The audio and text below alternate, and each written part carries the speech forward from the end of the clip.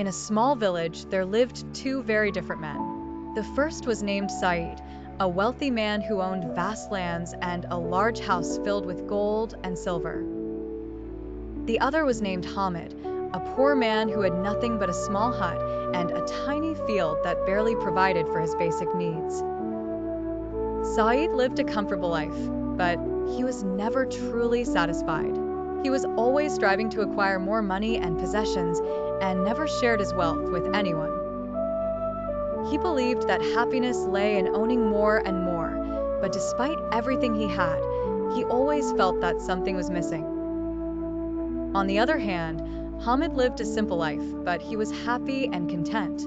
He knew the value of the little he had and shared what he could with his neighbors and friends.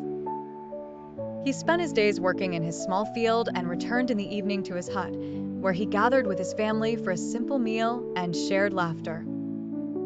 One day, Said decided to visit Hamid to discover the secret of his happiness. Said entered the small hut and saw Hamid sitting with his family around the fire, laughing and chatting with love and warmth. Said was astonished and asked, "How can you be happy when you have so little?" Hamid smiled and replied, "Happiness is not in what we possess, but in being content and satisfied with what we have. I am happy because I live simply. I have a family that loves me and friends who appreciate me. We live in peace and enjoy what life offers us, even if it is little." Said was moved by Hamid's words and realized that money and possessions were not the source of true happiness. Said began to change his way of life, sharing his wealth with those in need and helping his neighbors.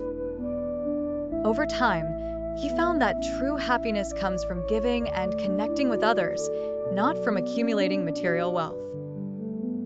And so, Said learned a valuable lesson about life and discovered that true happiness cannot be bought with money, but is built on contentment, love, and sharing.